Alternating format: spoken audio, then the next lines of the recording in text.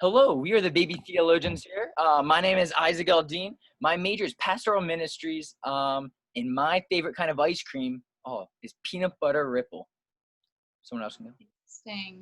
Interesting. My name is Bree Brady. I am a senior in the musical theater department, and my favorite kind of ice cream is chocolate and chip, but the green kind. Cool. My name is Clay Brenner. I am a senior in the sport management department. I would say my favorite ice cream flavor would have to be orange sherbet. I like the mixture of different flavors there. Brianna, would you? Ice cream. Yeah, orange sherbet. It's like that rainbow thing going on. What? All right, it gets a pass. All right, well, we're here to discuss, we are the Baby Theologians, and we're here to discuss the book Joy for the World by Greg Forster for our Christianity and Culture class. And this part of the book is part 2, titled Let Earth Receive Her King. And the whole point of this part of the book is the influence of the Lord, specifically Christ, on the world, and how we as his children and believers in him and what he did for us, how we embody his example.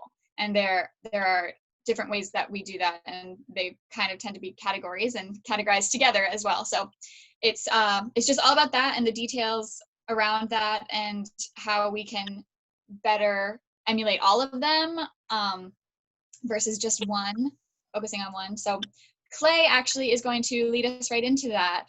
Take it away. All right. Thank you, Brianna. So I'm going to discuss a bit on doctrine, devotion, and stewardship. So doctrine is coupled with prophethood, devotion is coupled with priesthood, and stewardship is coupled with kingship. Truthfully, my favorite would be stewardship. It's seeing life as how the Lord's given it to us to steward it to glorify the Lord. It sounds almost like running in a circle with words, stewardship, stewarding the Lord's creation. But I like it, and I want to hit a little bit on page 104 and 105 from our book. Wonderful book here. But just briefly going over it. C.S. Lewis phrases it saying, "No one can really honestly know that he is a sinful person until he has really honestly tried to be good and has failed. Thus, a serious effort to live a good life, stewardship, is a necessary prerequisite." So that being said, stewardship, in my mind, and according to Forster, has to come before the others. It doesn't mean it's more important than the others, but it means that it has to come first, because if you take the others, if you were to take doctrine, or if you were to take devotion and put it first, it just wouldn't fit as well as Forster and C.S. Lewis would put it. So I'm pretty happy with that. To go in just a little bit more, looking at stewardship coupled with the Lord's kingship, I would say that the Lord calls me more towards stewarding than anything else in my own life. Where I see myself in terms of work and where I want to continue to work in life is stewarding, just through athletic ministry or through working with youth in any way, shape, or form that the Lord throws at me.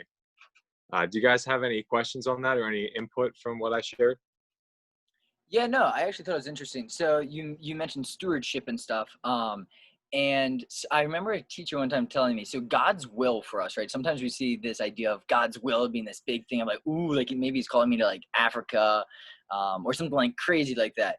But I think the Lord has given us stewardship over more simple things like character traits that he calls us to do, right? So I would say more so in the Bible, it calls us to like certain characters and attributes of like humility, Oh man, there's a bunch of others, like being gracious and, attributes of God. And this is in a sense what God's will is for us. So I think that's just cool to keep simplified, the idea of God gave us lots of things to be stewardship of. And that's like simple things like characteristics that we should uphold, and not necessarily these big ideas of going places. I think, yes, I agree with you. I think it does have to do with our circumstances, and Mhm. the Lord, He brings us opportunities that we don't always seek out for our own Yeah. sakes, and those, they can affect our attitude unless we're thinking of them in the right way. Like Mhm.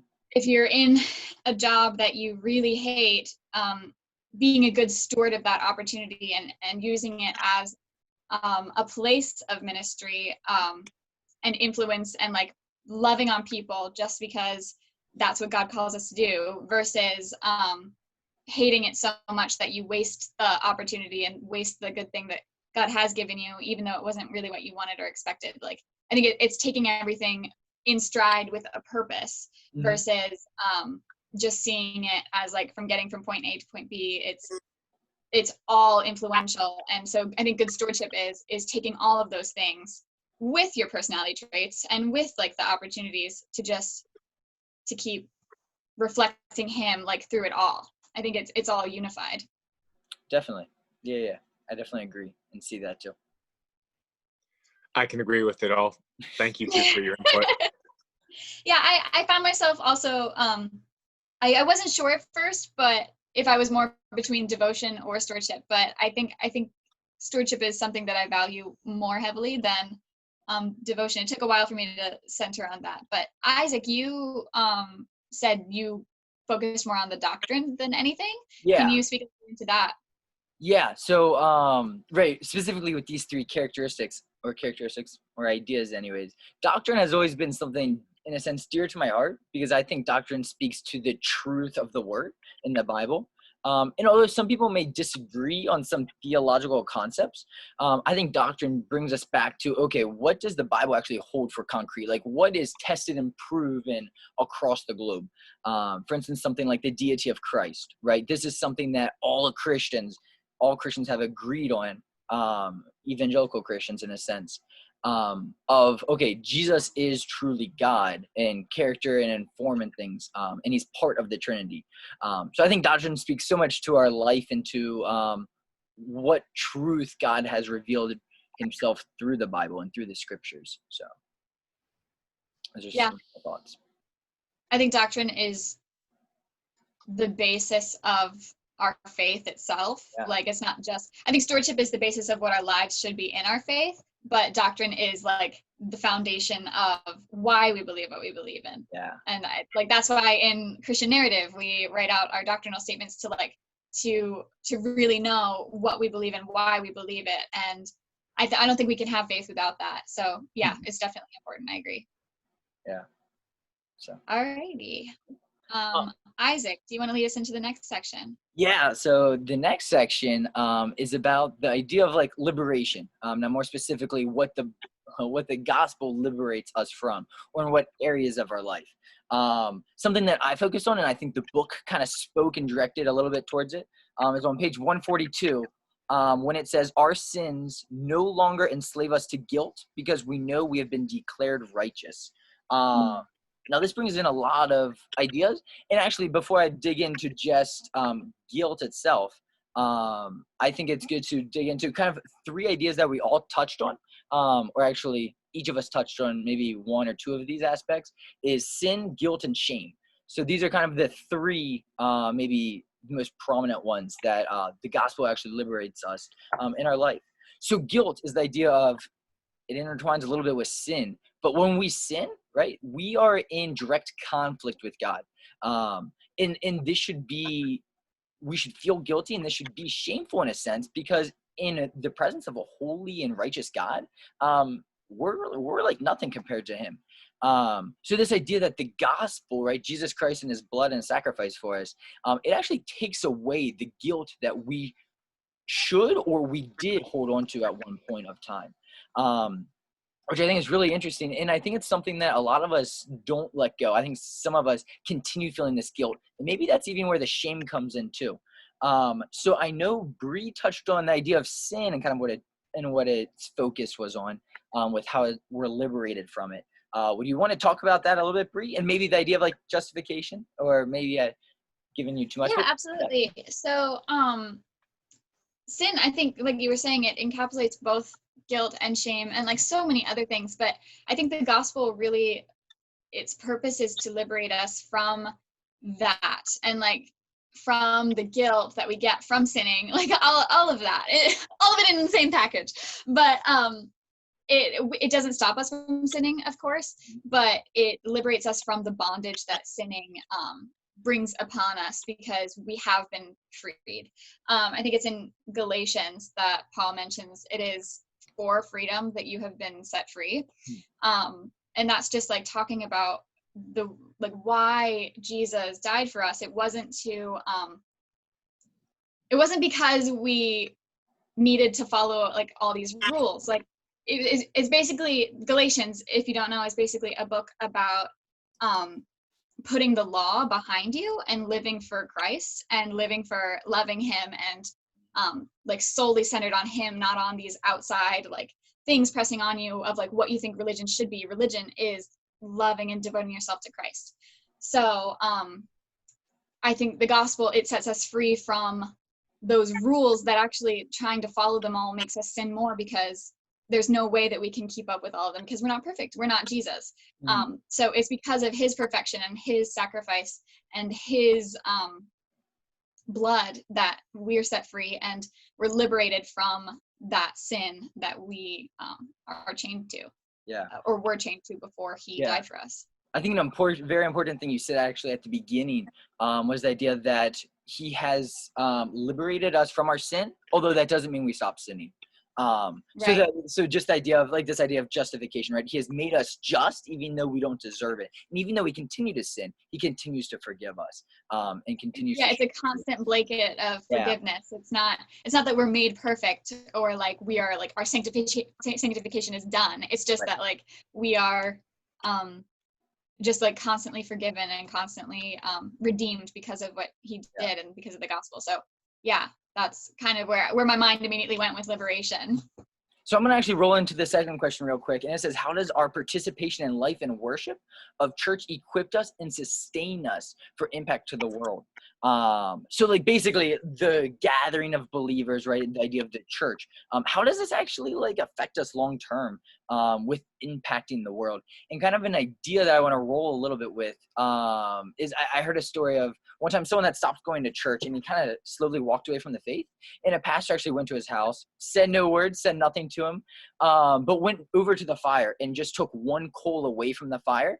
And they just slowly watched as that one coal away from the fire just slowly like got darker and darker and darker until it actually just turned into ash and it was no longer hot with the fire.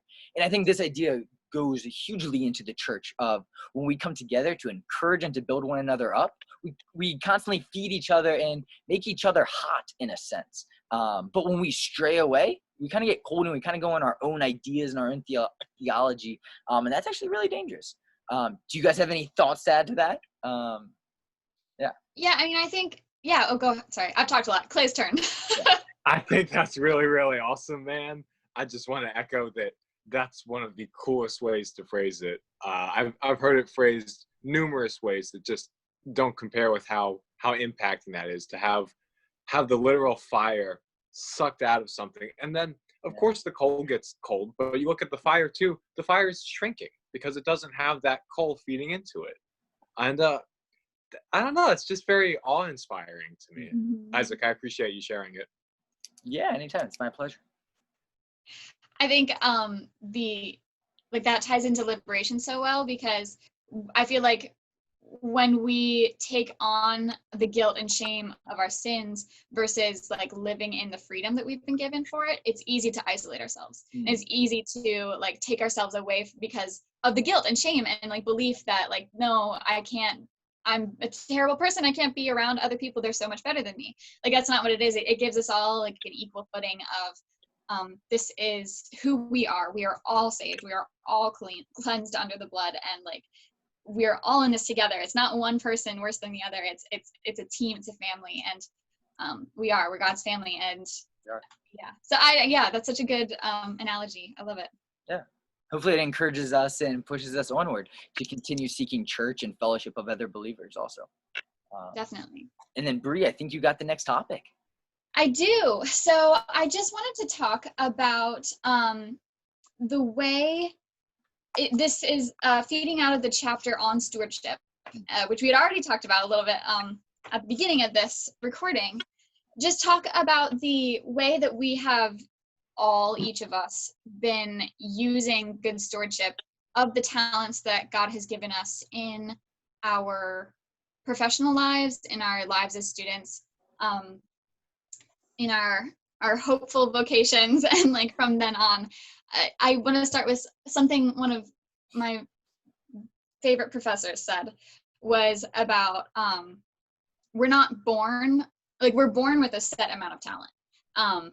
Like the parable that Jesus gives, the master gives his servants a set amount of money, and it's all different for each person. And we talk about talents a lot in my major. I'm a performance major, so it's very important to what we do that we have talent.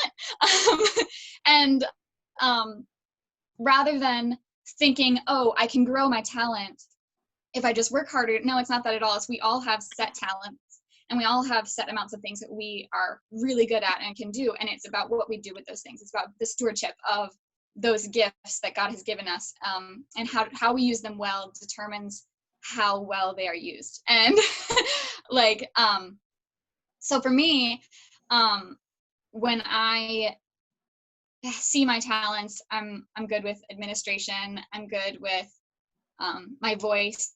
I'm good with leadership skills.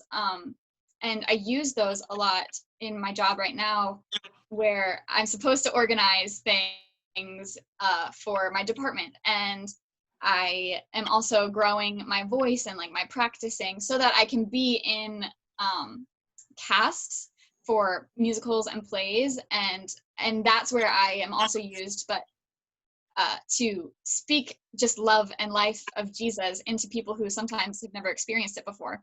But I can't do that without being invested in my actual talents of singing, because if I'm not good at singing, I won't get into the musical. So like it's how it's all tied together. How do you guys see your own talents?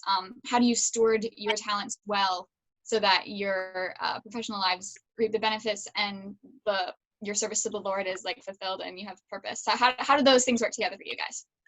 Yeah, I don't mind starting, or unless if Clay would. No? Okay. I'll go. So one thing I want to add before is like strengths. I think strengths and talents, I think, go hand in hand. I think the things that we are strong in are our strengths, or our talents, whatever one I said. But the idea of we should really be working and growing in our talents and our strengths, and not necessarily just our weaknesses. Sometimes we focus on, wait, where am I weak? Now let me get better. But if we focus on our strengths, I think we can be a lot more profitable also. But I would say one area that the Lord has at least encouraged me and maybe it be a talent is leadership. And I think I've been able to see that and grow in that in two areas specifically. One is with a Bible study a friend and I started, and it's just a group of guys. We call ourselves like the Mighty Men, but we just want to study the Bible and then do what it says, like homeless ministry, street evangelism, simple things like that. So I've been blessed to kind of lead and facilitate that. But also I've been given a role at my church for 5th and 6th graders, and just to lead them and lead the leaders that also lead them, the volunteers. And I think in these areas that the Lord has blessed me and constantly encouraged me in leadership and leading others, which is a huge responsibility. Because if we lead in the wrong direction, there's actually can be great consequences, just like teaching too. So I think those are a couple areas that the Lord has revealed my talents to myself. Absolutely. Isaac, that's really, really cool. Thanks for sharing working with 5th and 6th graders. For me, vocationally, athletic directing and coaching are where the Lord has me right now and where I want to stay. It's part-time with full-time labor. So I'm hoping, fingers crossed and praying, quite honestly, that the Lord will allow it to become a full-time position. Yeah. Down the road, I might get the blessing of becoming a bus driver on top of it all, kind of shuttling the kids to and from competitions and so on. That's awesome.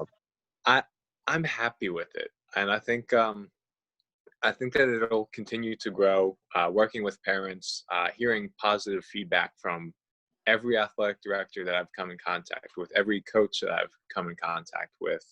The parents are really great. The athletes are really great. And I think it will grow. And I think I'll have the opportunity to see my athletes grow and the other athletes from other teams grow with servant leadership, Christ-like sportsmanship, and just looking and having it click for those kids that they're using their talents to glorify the Lord. Not just like me preaching it over and over and over, but that them and having it click with them like, oh yeah, this happens every day. That's one of the blessings that I have right now. Yeah, Cool. that's awesome. It sounds like you really, the way that you invest your talent is investing in other people. And that's such a cool circle. And like, by investing in the gospel, you're like filled up and like able to invest and pour that out for other people. That's really, really awesome. And Isaac, you too, with the ministries you're in, that's hard. And I admire that so much. But anyway, that's a wrap. That's all the information we have for today. So thank you so much, you who are listening, for listening to the Baby Theologians talk about a lot of things theological. And we'll see you next time. Until next Bye. time. Adios.